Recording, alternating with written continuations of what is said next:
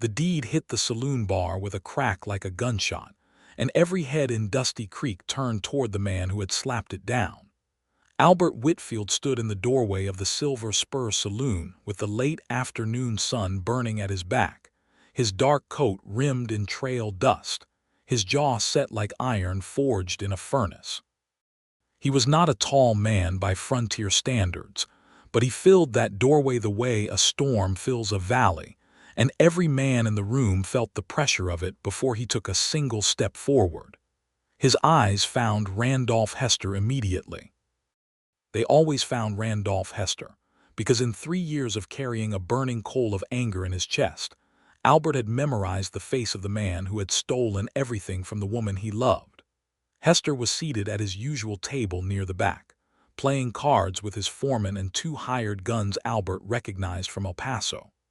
The older man's silver hair caught the lamplight, and his expression shifted from smugness to something almost like fear before he could school it back into contempt. "That belongs to her," Albert said. His voice was not loud. It did not need to be. The saloon had gone utterly silent, and those 4 words landed like stones dropped into still water, rippling outward until they touched every corner of the room. Hester stood slowly, buttons straining across his broad chest. "I don't know what you think you're doing, Whitfield. I know exactly what I am doing." Albert stepped forward, boots striking the floorboards with slow, deliberate purpose. "I am returning the deed to the Grady homestead to its rightful owner, Maria Grady, whose father's signature you forged when she was grieving and alone and had nobody to speak for her." A sound rose and fell in the room like a held breath released. People glanced at one another. Some looked at the floor. "That deed was settled legal and proper before the county recorder," Hester said, but his voice had lost its easy authority and was working too hard to compensate. "The county recorder whose gambling debts you hold?" Albert asked. He was close now, close enough that the lamplight carved both their faces in amber and shadow. "I rode to Santa Fe. I found the original filing. I found the witnesses your man paid off. And I found a federal land agent who is very interested in what I brought him." He reached into his coat and produced a second folded document. "He sends his greetings and his summons." The silence in the Silver Spur Saloon became something enormous then, something with weight and texture, the kind of silence that precedes a world changing. But before we understand what happened in that saloon on the evening of October the 14th, 1883, we need to go back. We need to go back to the beginning of the story, which is also the beginning of the heartbreak, and also, if you can believe it, the beginning of the most improbable and tender love that Dusty Creek, New Mexico territory, had ever been witness to. The Grady homestead had been built by hands that bled for it. Thomas Grady had come west from Missouri in the summer of 1868 with his wife Clara, a wagon full of seed, and a determination that bordered on religious conviction. He had filed his claim on a strip of land along the Cimarron tributary, land with good grass and underground water that smart men recognized as valuable and stubborn men recognized as home. He and Clara had built their house with timber hauled from the mountains and adobe bricks they pressed and fired themselves.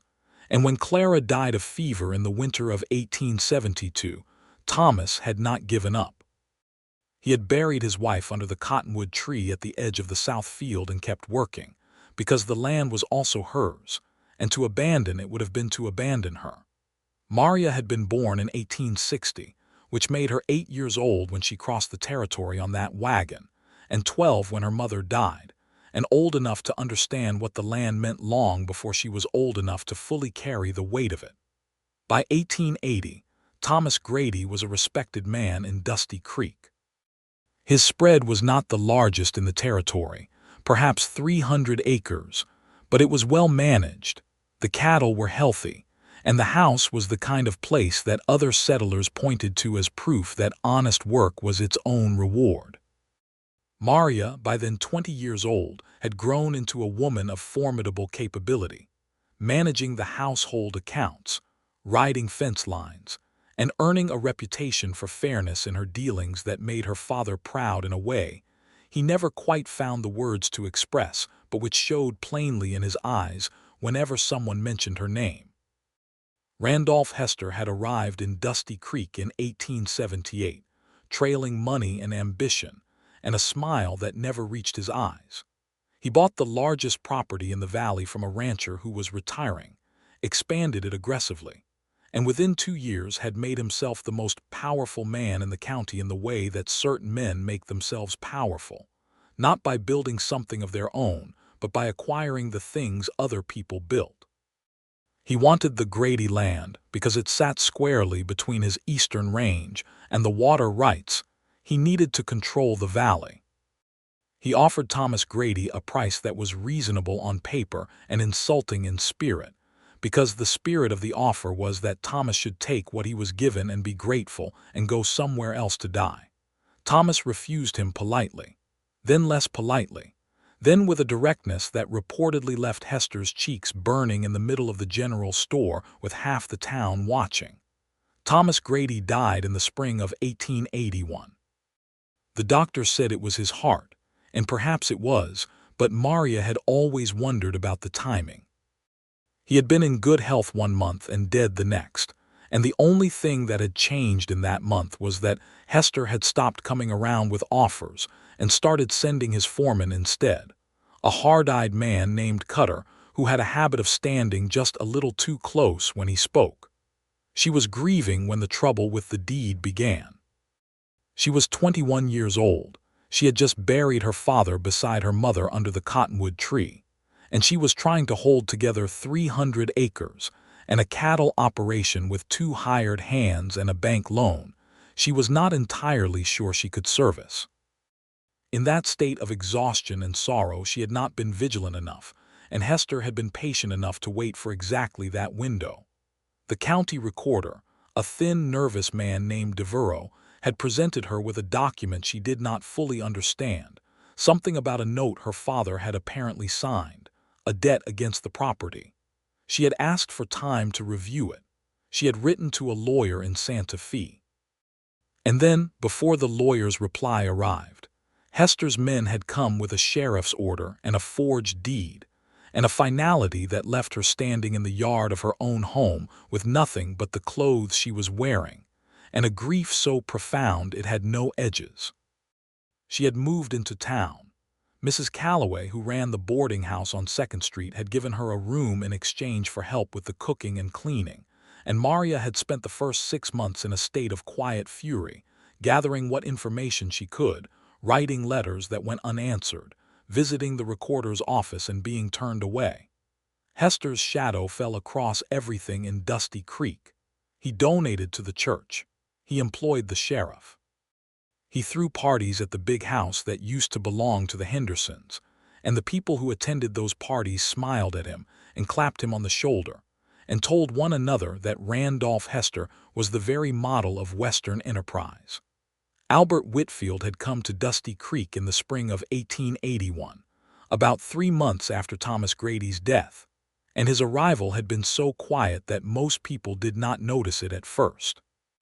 He was 28 years old, recently arrived from Abilene, where he had worked for 5 years as a deputy marshal before the death of his father called him back toward the territory. He was not looking for trouble. He was, in his own estimation, looking for a quiet life somewhere that had not yet decided to become complicated, and Dusty Creek had seemed to fit that description from a distance of 40 miles. It did not fit that description up close. He had taken work at the livery stable while he figured out his next step, and it was in the livery stable that he first encountered Maria Grady, who came in one afternoon to ask old Samuels if he could recommend someone who might ride out and check on the fences of her property, because she had heard from a neighbor that Hester's cattle were grazing land that was still legally hers, regardless of what the fraudulent deed said. Albert had been in the back stall, working on a harness, and he had heard the whole conversation.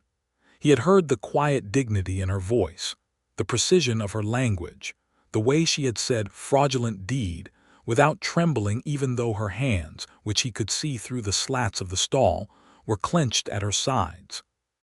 He had come out from behind the stall and introduced himself, and Maria had looked at him with eyes the color of dark amber, eyes that were exhausted and wary and still somehow completely alert, and she had said, "Why would you do that? You do not know me." "I know what wrong looks like," he had said, which was not the most eloquent thing he had ever said but was entirely true. She had studied him for a long moment. "You are not from here." "No, ma'am, I am from everywhere and nowhere. That tends to give a man a certain perspective." She had almost smiled, not quite, but almost, and he had noticed it, and he had thought about it later that night in his room above the livery stable, lying on his narrow cot and listening to the horses shift and breathe below him, and he had felt something stir in his chest that he had not felt in a very long time, something like purpose, something like connection, something that he was not yet prepared to examine too closely because he understood that it was dangerous. He rode out to the Grady property the next morning. Hester's cattle were indeed on the south pasture, the same pasture where Thomas and Clara Grady lay under the cottonwood tree, and something about that specific detail made Albert's jaw tighten in a way that settled something in him. He met Cutter there, Hester's foreman, a lean, weathered man with pale eyes and a tied-down holster that was worn smooth from use. Cutter told him to mind his business. Albert told him that trespassing was trespassing regardless of what documents Hester held. They had the kind of conversation that men in the territory had sometimes, where the words were reasonable and the threat underneath them was absolute. Neither man drew. Cutter rode away. Albert did not mistake that for victory. He went to see Maria that evening and told her what he had found. She listened carefully, asked 3 questions that demonstrated she had already thought through most of the legal implications, and then said, "I cannot pay you for this. I want you to understand that before you go any further." "I understand that," he said. "Then why?" She asked again, and there was something raw in the question this time, something that told him she had been disappointed by too many people to accept goodwill at face value. He thought about the answer for a moment. "My mother lost a farm," he said finally, "in Missouri. When I was 10 years old, a man with money and connections manufactured a debt she supposedly owed, and she was put off land that her family had worked for 30 years. I watched her grieve for it every day until she died." He paused. "I could not stop that. I am here. I can see what is happening to you, so I am stopping it." She had looked at him for a long time in the fading evening light on the porch of Mrs. Calloway's boarding house, with the sounds of Dusty Creek going about its evening business around them, and something in her expression had shifted, not to trust, exactly, not yet, but toward the possibility of trust. "All right, Mr. Whitfield," she said. "Tell me what you think we should do." What followed was 6 months of careful, methodical work, the kind of work that does not look dramatic from the outside, but requires a particular kind of sustained courage. Albert used his connections from his years as a deputy marshal to begin making inquiries with the Territorial Land Office. He wrote letters to colleagues in Albuquerque and Santa Fe. He interviewed the witnesses whose names appeared on the fraudulent deed, and found that 2 of them were Hester's own employees, which was irregular enough to be suspicious, but not quite enough to be conclusive. During those 6 months, he saw Maria every few days. Sometimes it was to report what he had found. Sometimes it was to ask for her memory of specific events or conversations. But gradually, inevitably, some of their meetings stopped being about the investigation and became about something else entirely. She was fiercely intelligent, and she was funny in a dry, understated way that caught him off guard consistently. She read everything she could get her hands on, which in Dusty Creek was limited, but which she supplemented by writing to a bookseller in Kansas City who sent crates on the stage every few months. She had opinions about Ulysses S. Grant's administration and the cattle industry, and the treatment of the Apache people in the territory, opinions she expressed with a directness that occasionally startled the more delicate sensibilities of Dusty Creek society, and that Albert found completely, helplessly appealing. She was also, in ways she did not entirely show the world, deeply lonely. He understood that because he recognized it from the inside out. They were two people who had learned to be self-sufficient out of necessity, and who carried their vulnerability like a hidden country that most people never got to visit. He was not aware, precisely, of when his feelings for her crossed from admiration and protective instinct into something that required a completely different vocabulary. It did not happen in a single moment. It happened the way seasons change, gradually and then all at once. The moment he acknowledged it to himself was an evening in September of 1881, when she had come by the livery stable to bring him a document she had found in her father's papers, an old letter from the original county recorder that predated Devereux, and that suggested the Grady claim had been properly filed and clear of all encumbrances. She was excited, the first time he had seen her truly, openly excited, and she was talking fast and her eyes were bright, and she was gesturing with the document in a way that was completely unlike her usual careful composure. And he had looked at her in the lamplight of the livery stable and understood, with the clarity of something that has always been true finally being seen, that he loved her. He did not say anything about it. The timing was wrong, obviously, because she was in the middle of fighting for her home and her dignity and the legacy of her parents, and introducing his feelings into that situation seemed not just inappropriate but potentially harmful, as though his emotions might complicate or contaminate the work they were doing together. He kept his feelings in the same interior place where he kept most of his private life, and he continued doing what he had been doing, which was trying to find a way to give her back what was hers. And then things went wrong in a way that he had not anticipated. Hester had people everywhere. Albert knew that in the abstract, but he had underestimated the specifics. When his inquiries to the Territorial Land Office began to generate responses, Hester's man in Santa Fe, a lawyer named Prout who operated in the comfortable gray space between legal and criminal, intercepted enough of the correspondence to understand what Albert was building. And Hester, who had not acquired everything he had by being passive when threatened, acted. He had Albert arrested on a manufactured charge of theft. The sheriff, a man named Dodd who had been bought and paid for years before Albert arrived in town, produced a witness who claimed Albert had stolen a horse from Hester's stable. Albert had never been within a quarter-mile of Hester's stable, but the witness was credible and the sheriff was motivated, and the justice of the peace was another of Hester's investments. And the result was that Albert spent 2 weeks in the Dusty Creek jail while the charges were evaluated. During those 2 weeks, Hester's men went to the people Albert had been speaking with, the witnesses, the clerks, the retired county recorder he had located in Albuquerque, and applied whatever pressure was necessary to make them either change their stories or disappear. By the time Albert was released, the case he had been building was significantly damaged. Maria had come to the jail every day. She had brought food and books and sat on the opposite side of the iron bars and talked to him with a calm determination that made the walls of the cell feel less absolute. She had also, on her own initiative, written again to the lawyer in Santa Fe and to a federal land agent she had found mentioned in a newspaper article about fraudulent land claims in the territory. "You should not spend your time on me," he told her one afternoon, and meant it. "You should spend your energy on your own case." "Your arrest is part of my case," she said. "Hester did this because you were getting close. That means you had found something real. So I need you out of here, and I need to know what you found before he buried it completely."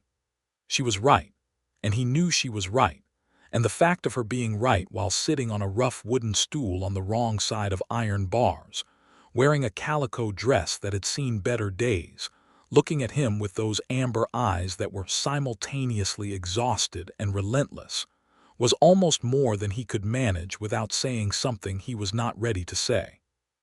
He was released on a Tuesday morning in late November of 1881. the charge having been quietly dropped when even the compromised justice of the peace found the evidence insufficient. He walked out of the jail into cold air that tasted like coming winter and found Maria waiting across the street. She crossed to him. She stood close enough that he could see the faint shadows under her eyes from the nights she had clearly not been sleeping, and she put out her hand, a formal gesture, and then seemed to reconsider and put it back at her side. "Are you all right?" she asked. "I am fine," he said. "Good," she said, "because we are going to need a different approach." He almost laughed. It was so completely characteristic of her, the practicality that sat on top of the relief she was obviously feeling, that it struck him somewhere tender. "What approach did you have in mind?" "I need you to go to Santa Fe," she said, "in person. I have made contact with the federal land agent. His name is Burton, Edward Burton, and he has agreed to hear what we have to say. But he needs the person who found the original evidence. He needs you." Albert looked at her carefully. "If I go to Santa Fe, I am leaving you here alone." "I have been here alone before," she said.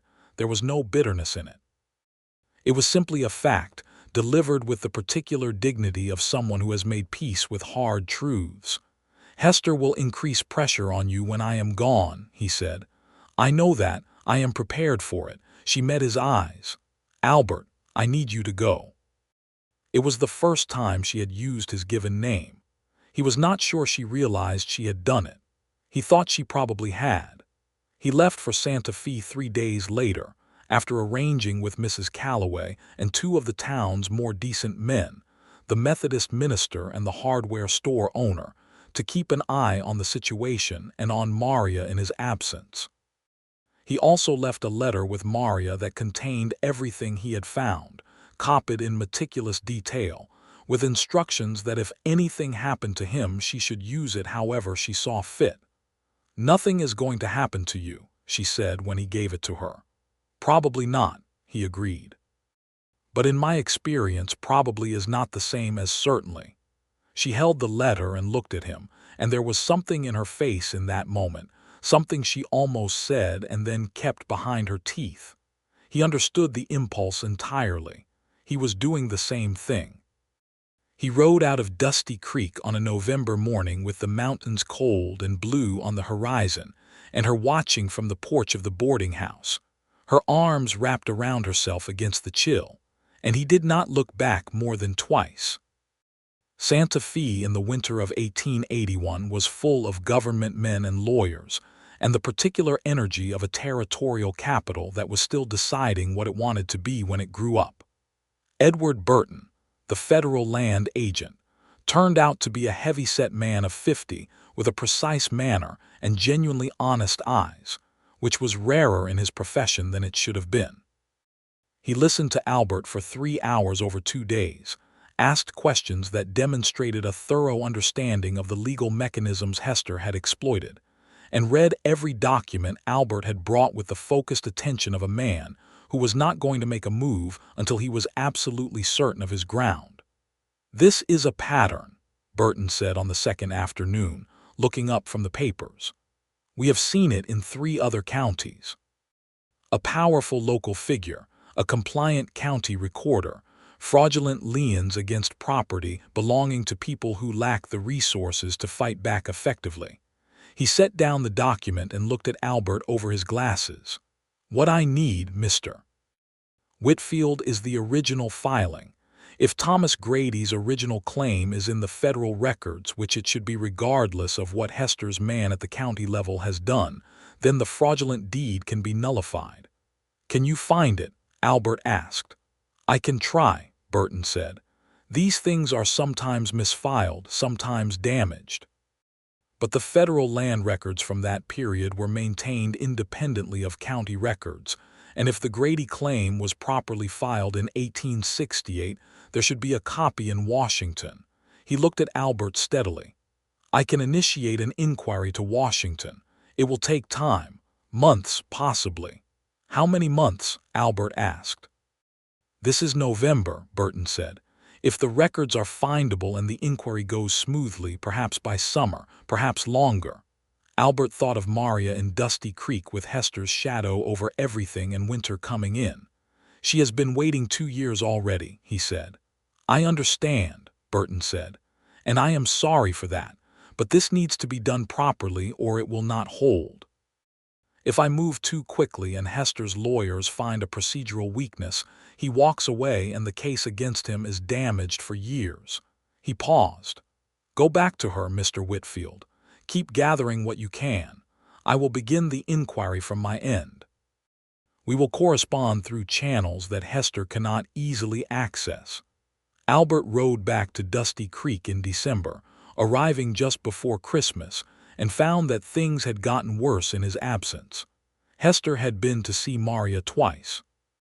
Not in person, because Hester was too smart for that, but through intermediaries. First through a lawyer who had offered her a settlement that was essentially a payment to give up all legal claims, and then through Cutter, who had appeared outside Mrs. Calloway's boarding house and told her, without explicit threat, but with implications that were unmistakable, that it would be better for everyone if she stopped writing letters to government offices. She had refused the settlement and ignored Cutter, but the toll of it was visible in the new tightness around her eyes when she opened the boarding house door and found Albert standing there. He watched her face when she saw him, that fraction of a second before she organized her expression, and he saw relief that was almost painful in its intensity. And something else, something warm and specific, something that made his breath shorten considerably. You are back, she said. I told you I would come back, he said. She stepped aside to let him in, and over tea at Mrs. Calloway's kitchen table, with the old woman diplomatically occupied elsewhere, he told her everything Burton had said. She listened with her hands wrapped around her cup, completely still, completely focused. Months, she repeated when he finished. Possibly he was being conservative, it could be sooner. She was quiet for a moment, looking into her tea. I can wait months, she said. I have been waiting longer than that already. Maria, he said her name deliberately, and she looked up. I want you to know that I am not going anywhere. Whatever it takes, however long it takes, I am staying until this is finished. She held his gaze. Why? She asked. The same question she had asked him at the beginning, but with a different weight to it now, a different kind of asking, because they both knew that the answer was more complicated than it had been when she first asked it. He almost told her then. The words were right there, ordered and ready, and the kitchen was warm and quiet, and it would have been so easy. But something stopped him, something that was not quite cowardice but was related to it, the fear of changing what was between them before the situation was resolved, before she was on solid ground again. He did not want her to receive his feelings in a moment when she was dependent on his help. He wanted to tell her when she was free. Because it is the right thing to do, he said, which was true but not complete. She looked at him for a long moment as though she could read the incompleteness and was deciding what to do with it. Then she nodded once, and the moment passed, and they went back to talking about next steps. The winter of 1881 going into 1882 was the longest Albert had ever experienced, and he had spent winters on the open range and in drafty frontier forts, and once, memorably, in a canyon in Colorado during a blizzard that lasted 11 days. The length of this winter was not climatic. The weather in Dusty Creek was actually fairly mild, with only 2 significant snowfalls and a January that was cold but not brutal. The length of it was emotional, a sustained holding pattern of careful work and waiting, and the slow accumulation of feeling that he kept deliberately controlled because the moment was not yet right, because she was not yet free, because he was terrified of getting it wrong. They had fallen into a routine that was almost domestic in its texture. He had taken steady work at the livery stable, which gave him income and a legitimate reason to be around town, and he and Maria met 3 or 4 times a week to correspond with Burton or compile information or simply talk. Sometimes they walked along the creek in the afternoons when the weather permitted, talking about everything and nothing, about Missouri and New Mexico and books and cattle prices and the complicated politics of the territory. He had met very few people in his life with whom conversation felt effortless, and the effortlessness of talking with her was something he treasured in proportion to how rare he knew it to be. He had also begun to understand the depth of what Hester had taken from her, that went beyond the land itself. She never complained about it directly, that was not her nature, but in small ways he could see the diminishment, the way she carefully counted out coins at the general store, the way she wore dresses that were beginning to show their age with perfect dignity because what choice did she have? The way she sometimes stood at the edge of town and looked toward where her home sat on the horizon, and her face went someplace private and grieving. He wanted to give it back to her. He wanted it with a fiercer determination than he had wanted almost anything in his life, and he understood that this wanting was tangled up with his feelings for her in ways he could not have cleanly separated even if he had tried. He did not try. Spring came and brought complications. A man arrived in Dusty Creek in April of 1882, a journalist from the Albuquerque newspaper named Harris, who was writing about land fraud in the territory, and who had heard from Burton's office that there might be a story worth pursuing in the county. Albert met with him cautiously, gave him some general background, and introduced him to Maria, who spoke with a precision and moral clarity that was, Albert thought, genuinely impressive and probably better for the cause than anything he himself could have provided. The article Harris wrote did not name Hester directly, but described a pattern of land fraud in a certain New Mexico county that was close enough to the truth that everyone who read it knew exactly who was meant. It ran in the Albuquerque paper in May and was picked up by 2 other territorial papers and then, significantly, by a newspaper in Kansas City. Hester was furious. Albert heard about it through several channels because Hester's fury was not quiet. He fired 2 men who he suspected of talking to the journalist. He hired additional legal representation, and he began making very pointed inquiries about Albert Whitfield's past, specifically about the 5 years he had spent as a deputy marshal in Abilene. There had been an incident in Abilene. Albert had known it would surface eventually, because that was the nature of dark pasts, and he had one, not a disqualifying one, not a shameful one exactly, but one that was complicated enough to be used against him by someone who wanted to use it. In 1878, 3 years into his tenure as a deputy marshal, there had been a shooting. A man had drawn on Albert in the street during a routine arrest, and Albert had shot him. This was legally justified and the inquest had found it so, but the man he had shot was the son of a prominent Abilene businessman, and the family had spent considerable money and energy after the fact arguing that the shooting had been unnecessary, that their son could have been subdued without lethal force. The argument had not prevailed in any legal sense, but it had created a record, a narrative, and Hester's lawyers were very good at finding records and building narratives. Albert learned that Hester's people had been asking questions in Abilene in late May, and he knew what was coming. He went to Maria before it arrived. She was on the porch of the boarding house in the evening, reading by the last of the daylight, and she closed her book when she saw his expression. "Sit down," she said. "Tell me." He sat. He told her about Abilene. He told her all of it, the arrest, the shooting, the inquest, the campaign the family had mounted, the reasons he had eventually left the marshal service. He told her without framing or justification, just the facts as they had happened, because she deserved the facts and he was not willing to manage her perception of him. She listened without interrupting. When he finished, the sun was fully down and the first stars were coming out above the mountains. "You should have told me sooner," she said. "Yes," he said. "Not because I would have thought differently about what you are doing. I would not have," she paused, "but because I should have known, because we are." She stopped. "Because we are what?" he asked very carefully. She looked at him in the starlight. "Because there are no secrets between people who are working toward the same thing," she said, which was true and also not entirely what she had been about to say. "I understand," he said. And then, because it was evening and the stars were out and he had just shown her his darkest corner and she had not moved away, he said, very quietly, "I am sorry I did not tell you sooner." "You are forgiven," she said. And the simplicity of it, the directness of it, hit him somewhere deep and made something in his chest ache with a specific, pointed sweetness. Hester used the Abilene information in July of 1882.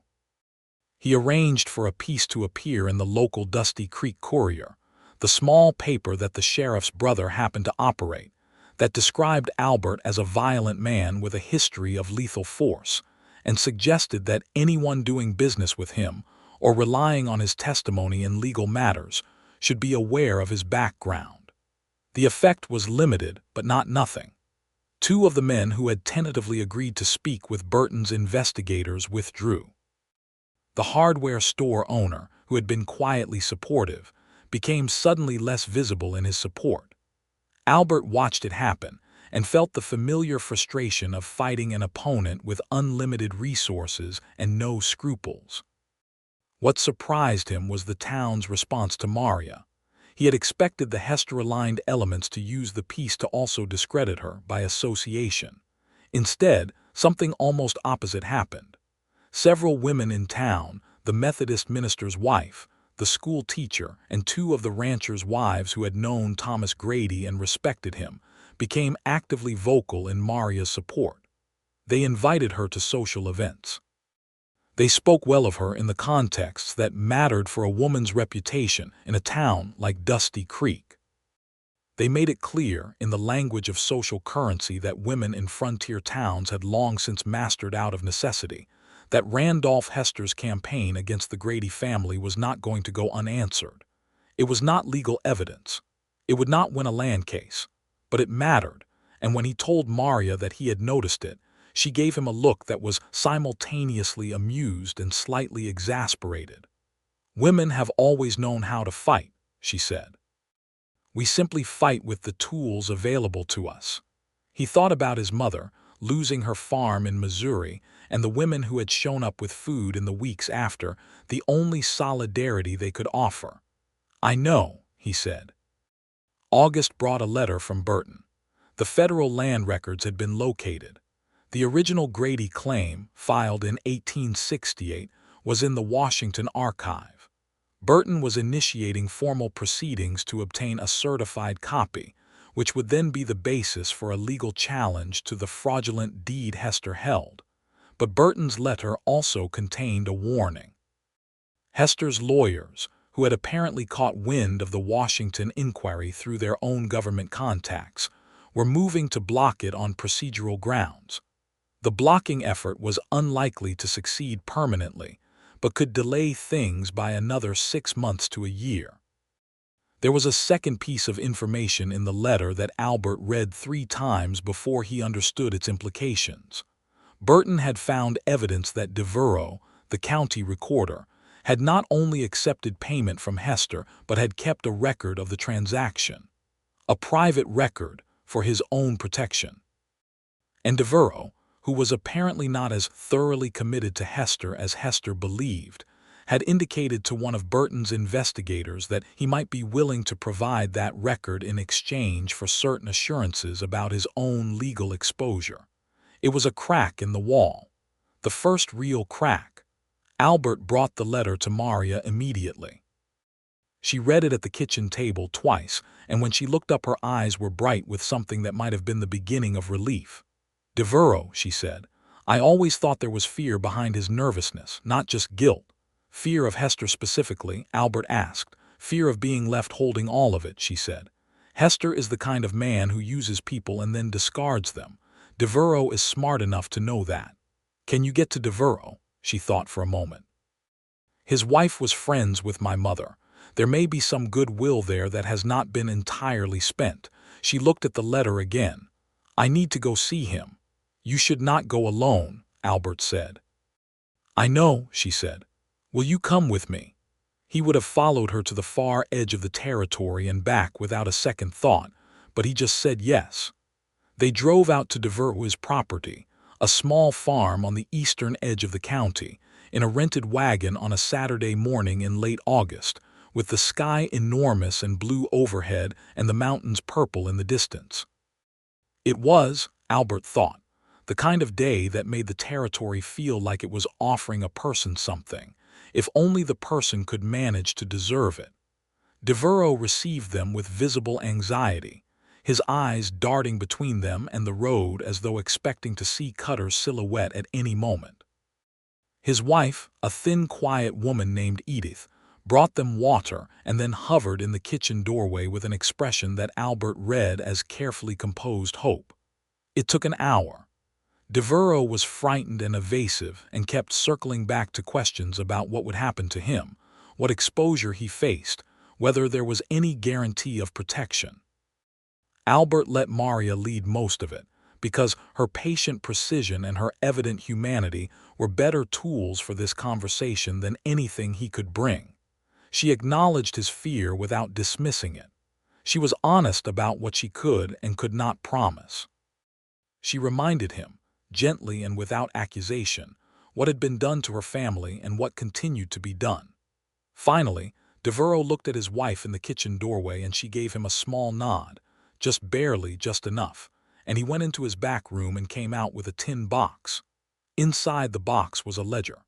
Inside the ledger, in his own careful handwriting, was a record of every payment Hester had made to him over 4 years, dated, with notes about what each payment was for. It was devastating.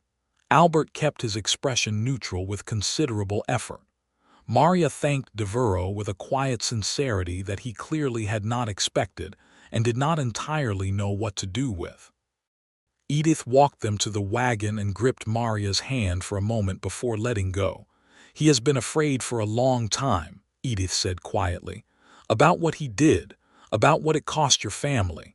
"I know," Maria said. "Thank you for letting him do the right thing now."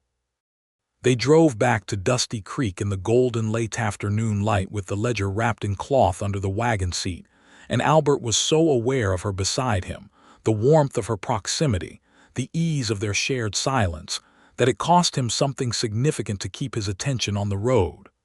"We have it now," he said, eventually. "We have part of it," she said. She was not being pessimistic, just precise.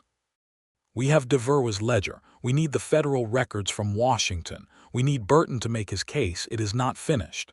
"No," he agreed, "but it is closer." She was quiet for a moment and then she said, "Albert." "Yes." "Thank you." She said it simply, without elaboration, but it landed with a weight that suggested she meant considerably more than the immediate context. He thought about saying something then. About how he had been thinking about her nearly constantly for almost a year. About how her courage and intelligence and dry humor had become the things he oriented himself around the way other men used compass points. About how the sight of her in the kitchen doorway of Mrs.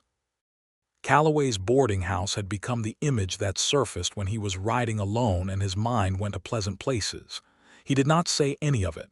Not yet. They were so close now. He did not want to disrupt the work at this crucial moment. He kept his feelings in their designated interior place and said, "You do not need to thank me." "I know I do not need to," she said. "I wanted to." They reached town as the sun finished setting, and he helped her down from the wagon and they stood in the street for a moment in the blue-gray dusk, and she looked at him with those amber eyes and he thought soon. He thought, when this is over. He thought, I am going to tell her, and it is going to be terrifying, and I am going to do it anyway. The months that followed were the closest thing to normal life that Albert had experienced in years. A routine of work and waiting and letters from Burton and the ongoing, careful process of building a legal case that could not be easily dismantled. He spent evenings sometimes at Mrs. Calloway's parlor, where Maria would read aloud from whatever book she was currently engaged with, and he would sit across from her with his coffee and listen to her voice shape language, and think about how extraordinary it was that he was here, in this room, in this town, with this woman, and how completely improbable and necessary it all felt. Dusty Creek was not always peaceful, because the frontier was not built for peace but for motion, and there were the usual incidents of a small western town, a bar fight here, a cattle dispute there, the arrival and departure of strangers who were always assessed carefully for what kind of trouble they might represent. But Hester had apparently decided, after the newspaper article and Devereux's quiet withdrawal from his circle, and the knowledge that Burton was active in Santa Fe, to wait and see what the legal process produced before making any further aggressive moves. This waiting period had its own tension. Albert was aware, always, of Cutter's presence in town, of the eyes that tracked him and Maria at intervals, of the invisible pressure that Hester exerted simply by being who he was in this place. But it was manageable, and in the intervals between managing it, there were moments of something that felt, improbably, like happiness. He fixed a broken hinge on Mrs.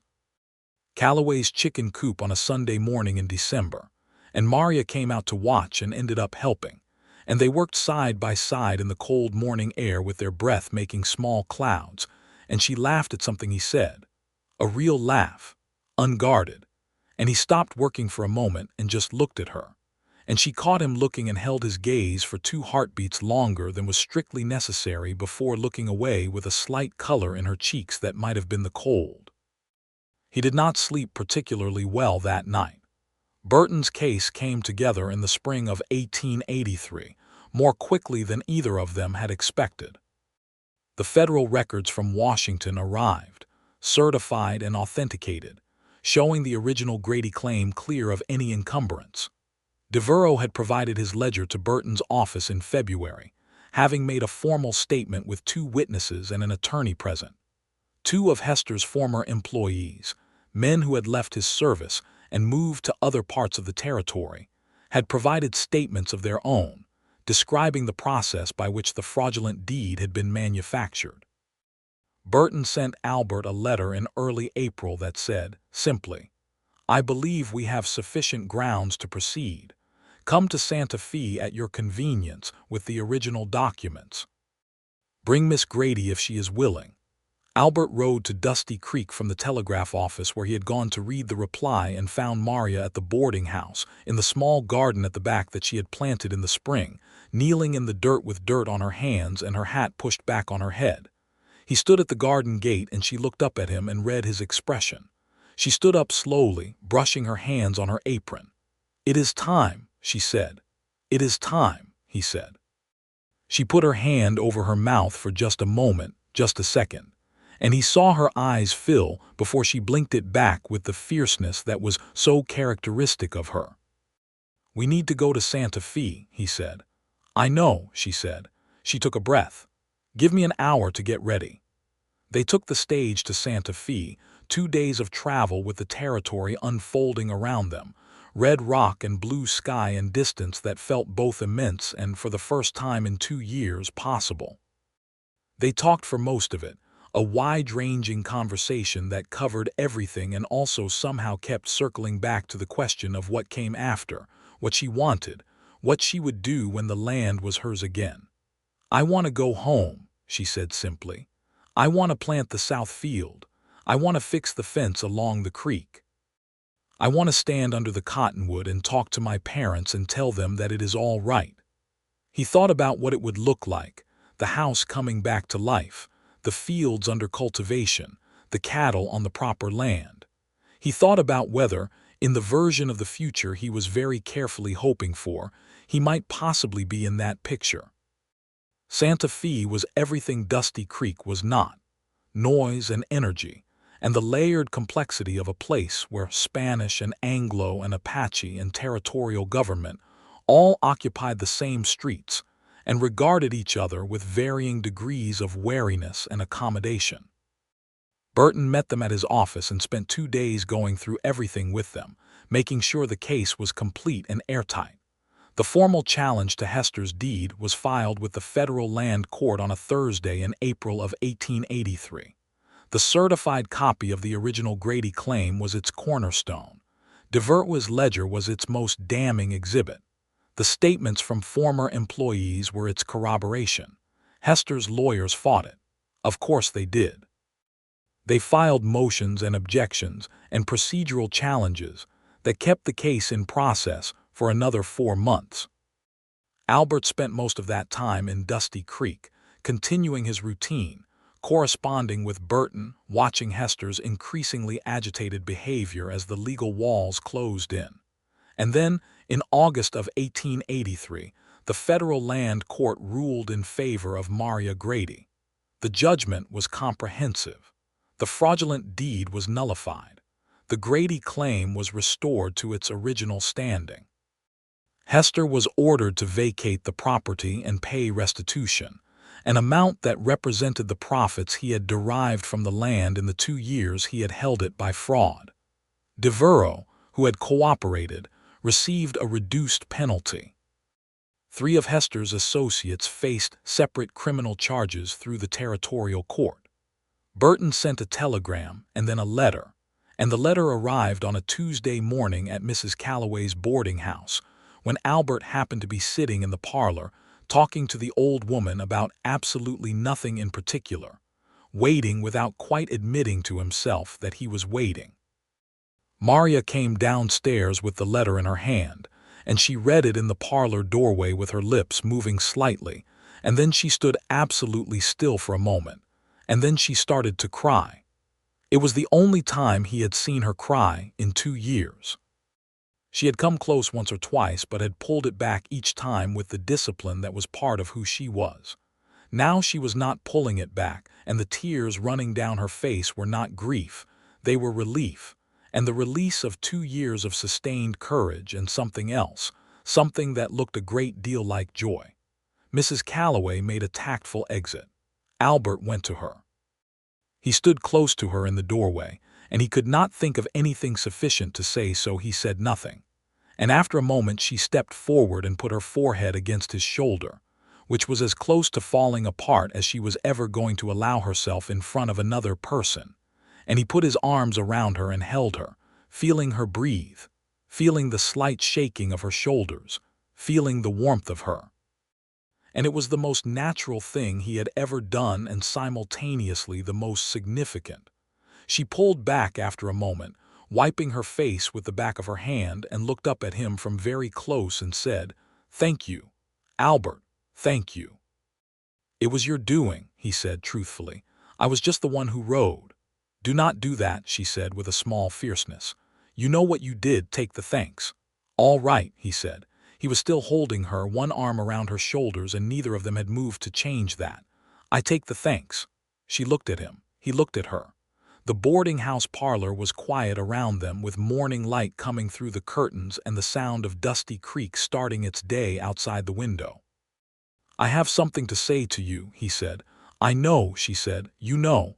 "I have known for a while," she said. "I have been wondering when you were going to say it." He stared at her. "How long?" "Since December," she said, almost smiling. "The chicken coop." He felt something entirely undignified happen to his composure. "I was not aware I was that obvious." "You were not obvious at all," she said, "but I was paying attention. I have always paid very careful attention to you." She held his gaze. "I am also going to say something." "All right," he said. "I have feelings for you," she said, with the same precise directness she brought to everything else, "that go considerably beyond gratitude. They have been there for a long time. I did not say anything because I did not want to complicate what we were doing or put pressure on you when you were working so hard on my behalf. But the case is decided. We are past the point of complications, so I am telling you." He felt something enormous shift in his chest, the release of something he had been holding for a very long time. "Maria," he said. "Yes," she said. "I am in love with you," he said. "I have been in love with you for approximately a year and a half. I was not going to say anything until this was over because you deserved to be free when you heard it, free and on solid ground." She looked at him for a long moment, amber eyes very bright. "That is the most considerate and slightly maddening thing anyone has ever said to me," she said. "I know," he said. "I am sorry." "Do not apologize," she said. "Just—" She put her hand against his face, just briefly, a touch that was tentative and decisive at the same time. "Just stop waiting." He kissed her then, because it was the right thing to do and he was entirely certain of it, and she kissed him back with a warmth and openness that made it abundantly clear that she had been waiting for this for approximately as long as he had. But there was one remaining piece of business, and it was the piece that brought us to the beginning of this story. The court judgment was official and binding, but Hester had not yet physically vacated the Grady property. He was working his lawyers hard on appeals that were, by all legal accounts, unlikely to succeed, and using that process as justification for remaining in possession of the land. Burton had been clear that eventually the court would compel compliance, but eventually could mean months, and Maria had been waiting long enough. Albert had a different idea. He had, in the course of all his investigations and travels, obtained his own certified copy of the original court judgment, combined with the restored Grady deed that Burton's office had prepared. These documents together were the legal proof that the Grady land belonged to Maria, clear and unimpeachable. He was going to deliver them himself, in public, in a way that made it impossible for Hester to pretend, in this town where he had spent 5 years building an image as a respectable man, that anything had happened other than exactly what had happened. He did not tell Maria what he planned. He told her he needed to go into town on an errand, which was true, and then he rode out alone with the documents in his saddlebag and his old deputy marshal's instincts fully engaged.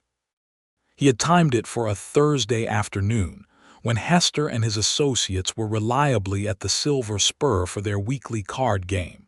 It was known, and regular, and public. And so Albert Whitfield walked through the door of the Silver Spur saloon on October the 14th, 1883, with the afternoon sun at his back, and he put the deed on the bar, and he said, in a voice that did not need to be loud because the room had gone immediately silent, "This belongs to her." And now we are back where we began.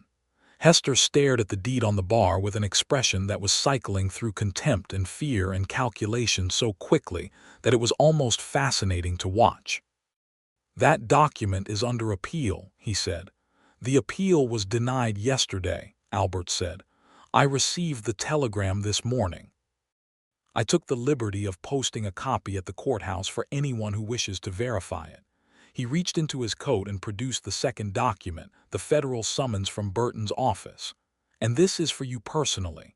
It relates to the criminal inquiry into the manner in which your claim to the Grady property was originally established." Silence in the Silver Spur. Absolute, total silence. Cutter, seated at Hester's table, had a hand near his gun. Albert was aware of it in the peripheral way that men who have spent time in dangerous situations are always aware of such things, not with fear, exactly, but with a clarity that sharpened everything. "You are making a very significant mistake," Hester said. His voice was controlled, but the color in his face was not. "I made a mistake 2 years ago," Albert said. "I made the mistake of thinking that if we fought this through the proper channels quietly, it would resolve without this kind of confrontation. I was wrong about that. You are the kind of man who requires a public accounting."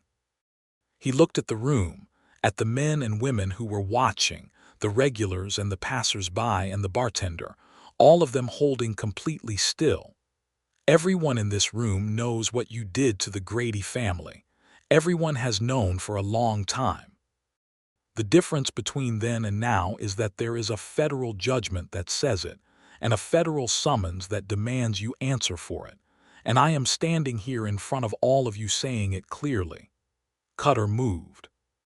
It was not a draw precisely, but it was a move toward a draw, and Albert was moving before it was fully committed, his hand coming up with the speed and sureness of 5 years of deputy work, and the room went very still again because the dynamic had changed instantly and everyone understood it. "I would not," Albert said to Cutter. He was not pointing a weapon. He did not need to. The message was in his posture and his eyes and the absolute certainty of his stillness. "This is over. The legal process has concluded. If you make a different kind of move here, you are not protecting your employer, you are simply adding charges to his account." Cutter held for a moment that felt very long and then moved his hand slowly away from his side. Hester was breathing hard. He looked at the deed on the bar. He looked at the summons in Albert's hand. He looked around the room at the faces that were looking back at him, and whatever he saw there, whether it was the end of his local invincibility or simply the arithmetic of a situation that had run out of favorable options, something went out of his expression. "This is not finished," he said, but it sounded like a man who knows it is finished and is saying otherwise because he has not yet found another thing to say. "The federal court disagrees," Albert said. He put the summons down on the bar next to the deed. "Take your time, but understand that the land agent's office will be in contact, and cooperation at this stage will be noted." He looked at the room one more time, at the faces he recognized and the ones he did not, and then he turned and walked back through the door of the Silver Spur into the October afternoon. His hands were not shaking. He was mildly surprised by this. He went directly to Mrs. Calloway's boarding house, where Maria was in the garden again in her usual posture of organized determination, doing the last of the fall planting. She stood when she saw his face and brushed the soil from her hands. "What did you do?" she said. "I delivered the deed," he said, "and the federal summons at the Silver Spur in front of everyone." She stared at him. "Albert." "I know," he said. "I should have told you I was going to do it. I am sorry for that. But I wanted it to be done, and I wanted it to be public, because Hester has hidden behind respectability for 5 years, and this town deserved to see that his version of events was a fiction." She looked at him for a long moment.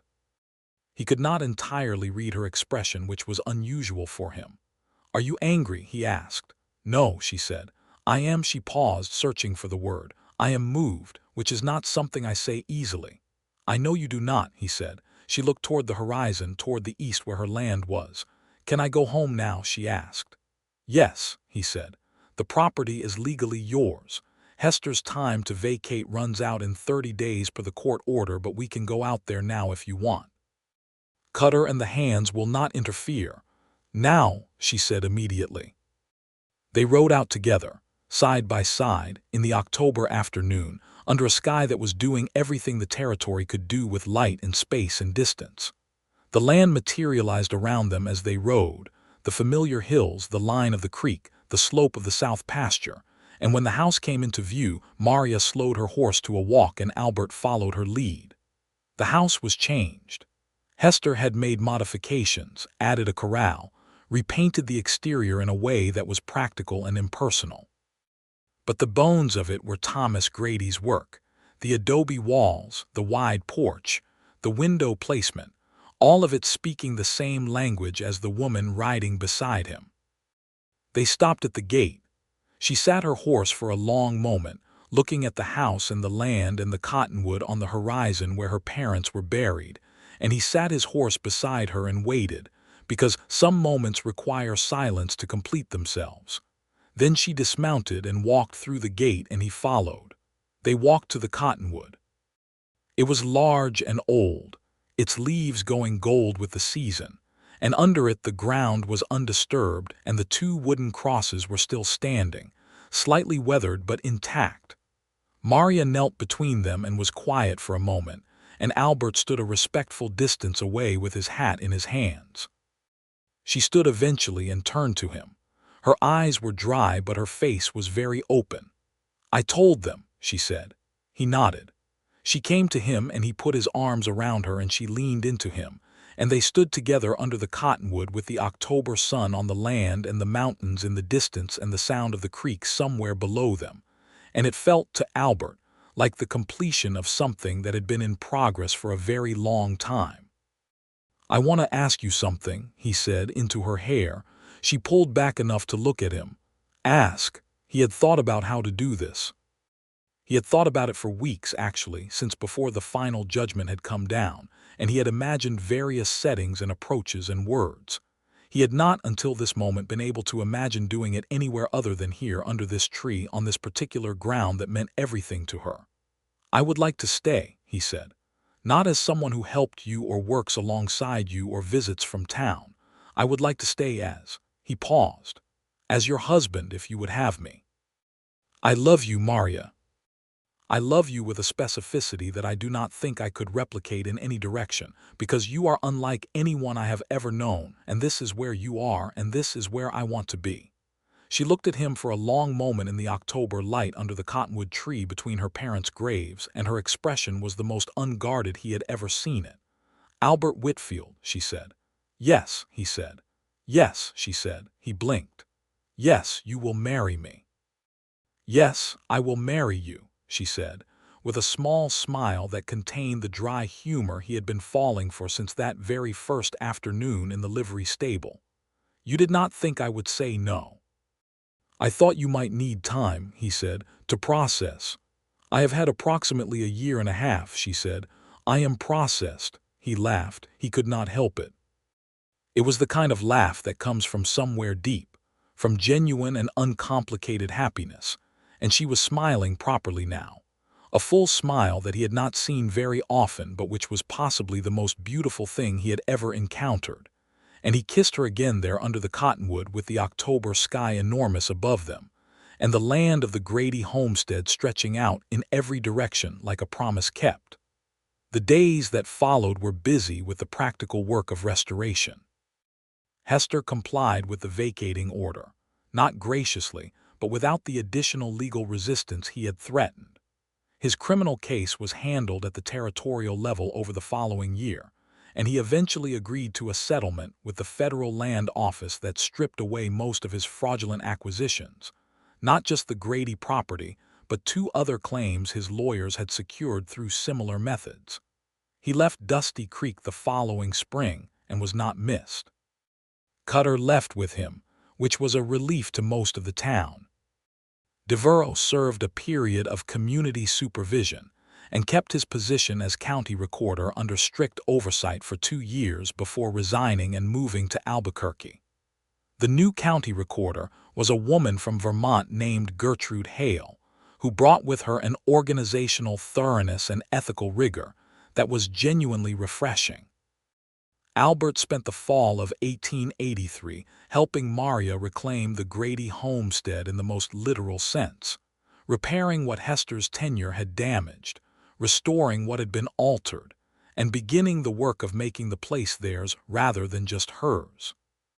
He was not a man who had ever expected to have roots, having spent so many years in motion, and the experience of settling into a place was stranger and more satisfying than he had anticipated. He was also, it turned out, quite good at cattle ranching, a skill set that surprised him somewhat given that his background was law enforcement. Maria observed that it probably had less to do with cattle and more to do with his general aptitude for patient, systematic work, which was accurate, and he told her that having a partner who could identify his strengths more clearly than he could himself was a considerable advantage.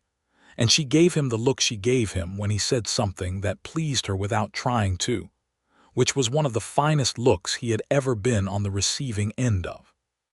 They were married on a Saturday in December of 1883 in the Methodist Church on the main street of Dusty Creek, with the minister, who had been quietly supportive throughout the whole affair, performing the ceremony, and Mrs. Calloway weeping happily in the front pew. The hardware store owner attended, and the schoolteacher, and Edith Devereaux, who came alone but was warmly welcomed. Burton sent a letter from Santa Fe that was formal in its language but warm in its spirit, and Edward Harris, the journalist who had written the first article, sent a wedding announcement to the Albuquerque paper that Maria found both flattering and slightly embarrassing. It was a small wedding, because they were not people who needed spectacle, and the reception afterward was at the boarding house, which Mrs.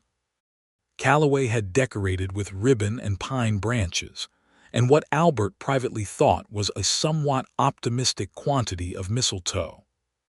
Maria wore a dress she had made herself from blue wool, a deep blue the color of the territorial sky in early morning, and she had done something with her hair that was more elaborate than her usual practicality, and she stood at the front of the church and looked at Albert coming toward her with an expression that was simultaneously completely composed and completely full, and he understood in that moment why people cried at weddings.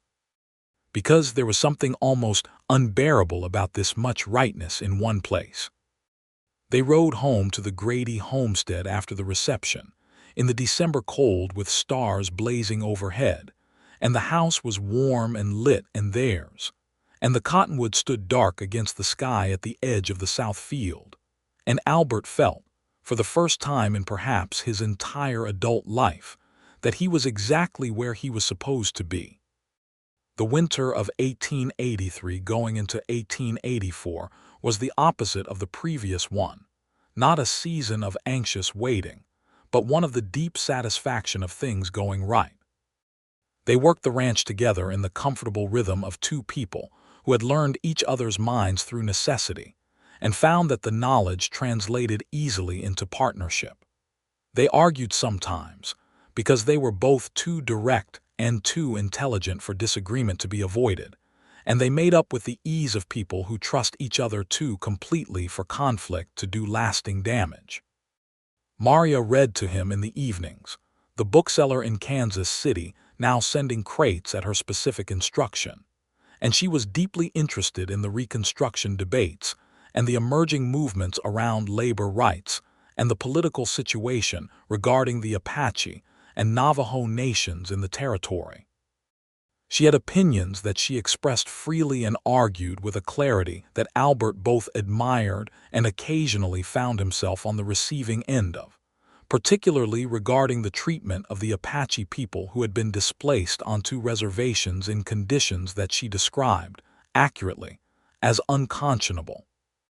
They hosted a community gathering at the homestead in February, inviting several of the neighboring families, including a Dene family named Running Waiter, who had land adjacent to theirs on the northern side, and with whom Maria had established a quiet, respectful friendship. Albert spent 2 hours in earnest conversation with Samuel Running Waiter about water rights and irrigation, a conversation that produced several useful ideas and a standing invitation for both families to share information about creek conditions going forward. Spring came and brought everything that the territory promised when it was inclined toward generosity. The south field was planted. The cattle were healthy. The fences that Albert had repaired over the fall and winter held.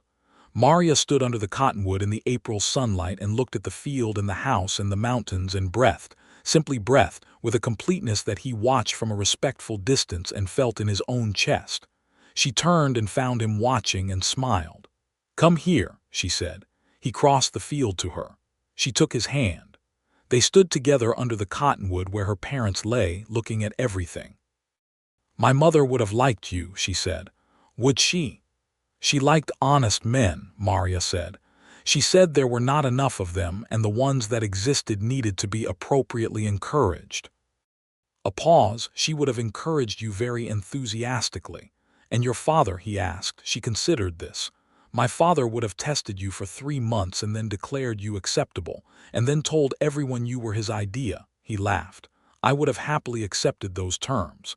She leaned her head against his shoulder briefly. "I think they know," she said quietly. "I think they know it came right in the end." He put his arm around her. "I think they do." The summer of 1884 was the summer Maria told him she was expecting their first child. On a morning in July when the heat was gentle, and the house smelled of coffee, and the biscuits she had taken to making on Sunday mornings. Biscuits that were better than anything Albert had eaten east of the Rio Grande, and which he had told her so with a sincerity that she pretended to find excessive and clearly appreciated. She told him at the kitchen table with the same direct simplicity she brought to everything, watching his face for his reaction with those amber eyes. His reaction was apparently satisfactory because she smiled at him with a warmth that was uncharacteristic in its openness, which told him she had been nervous, which told him this mattered to her with an enormous and particular weight. He reached across the table and took her hands, and she let him hold them while the morning light came through the kitchen window and the coffee steamed between them. "Are you happy?" she asked. "I am incandescently happy," he said. "Are you?" "Yes," she said. "I am terrified and completely happy." "The terror is reasonable," he said. "The happiness is also reasonable." "Thank you for the analysis," she said, dry as ever, and he grinned at her and she squeezed his hands.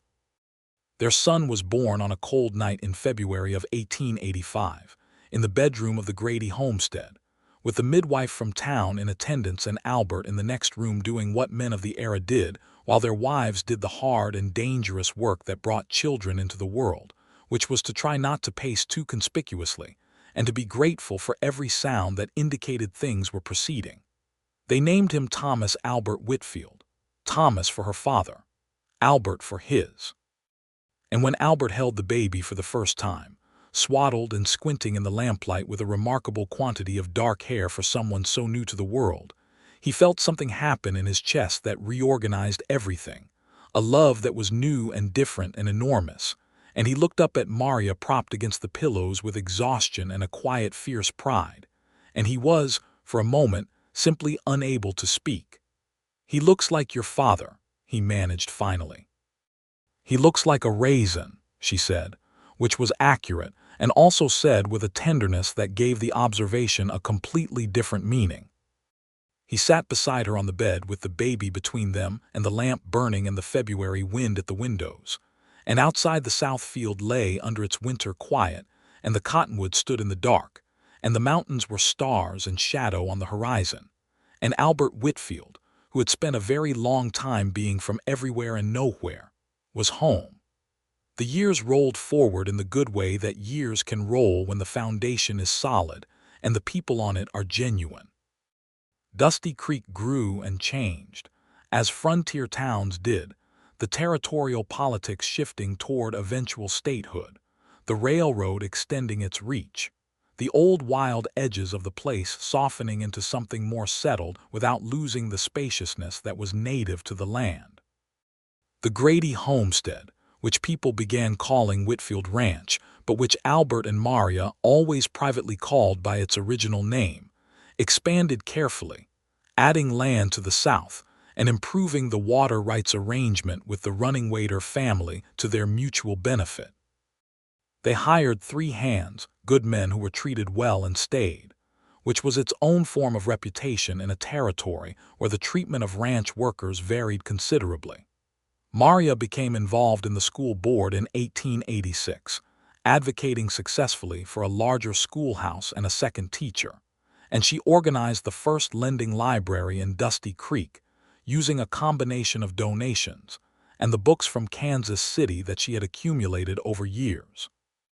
The library occupied a corner of the hardware store, by agreement with the owner, and was used enthusiastically enough that within 2 years it had outgrown its corner and required its own building, a small adobe structure on 3rd Street that was funded by a subscription that Maria organized with the methodical efficiency of someone who had learned how to build things from nothing. Their daughter arrived in 1887, 3 months before New Mexico would begin its long push toward statehood that would not fully resolve until 1912. They named her Clara Maria Whitfield, for her grandmother and for herself, and she was from the beginning a person of strong opinions and considerable vocal presence, who kept the household in a state of lively negotiation. Albert watched his children grow in the adobe house on the Grady homestead and thought about his mother sometimes, about the farm she had lost in Missouri and the grief she had carried, and the life that might have been different if there had been someone then to do what he had tried to do in Dusty Creek. He thought about Thomas Grady, who had built this place with bleeding hands and kept faith with the land through grief, and he thought about Clara Grady under the cottonwood tree, and he understood in a way he had not been able to when he was younger that the work of making things right was always incomplete, always ongoing, but that the doing of it, even imperfectly, was what gave life its specific weight and meaning. He told Maria some of this one evening in the spring of 1888, sitting on the porch in the warm twilight with the children in bed and the land going purple in the distance. She listened the way she always listened, completely, without interrupting. "My mother would have told you that the point is not to fix everything," she said when he finished. "The point is to be one of the people who tries." "Were you one of the people who tries?" he asked, "I did not have a choice," she said. "This was my land, my parents are buried here. I could not have walked away from it and continued to be myself." "I know," he said, "but you also did not have to be gracious about it. You could have been bitter and difficult, which would have been understandable given what happened to you. You were not." She considered this. "I was bitter for approximately the first 3 months," she said, "and then I decided it was not useful." He smiled. "Of course you did." She looked at him sideways, with that particular expression that contained amusement and affection in equal measure, the expression he had first seen a glimpse of in that livery stable in 1881, and had been seeing variations of ever since. "Are you suggesting I am excessively practical?" "I am suggesting you are one of the most extraordinary people I have ever known," he said, which he had said before but meant with fresh sincerity each time. She was quiet for a moment, looking at the darkening land. "I am glad you came to Dusty Creek," she said. "I am glad I came to Dusty Creek," he agreed. "I am glad you stayed," she added. "Maria," he said. "Yes." "I was never leaving," he said. "Not from the moment I understood who you were. I was never going anywhere." She turned to look at him in the evening light, and she was 48 years old, not yet, not for years. She was 28 still, and she was 21 in her grief and her dignity, and she was 8 years old in a wagon going west, and she was all of those things at once, and she was his wife, and she was home. "I know," she said softly. "I know you were not." They sat on the porch in the New Mexico evening until the stars came out, which took their time and then arrived all at once the way they did in the territory. Not one or two, but thousands of them, the whole bright architecture of the sky. The mountains were black shapes against a slightly lighter darkness. The cottonwood was a shadow at the edge of the field. The house behind them was warm and quiet and full of the sleeping presence of their children.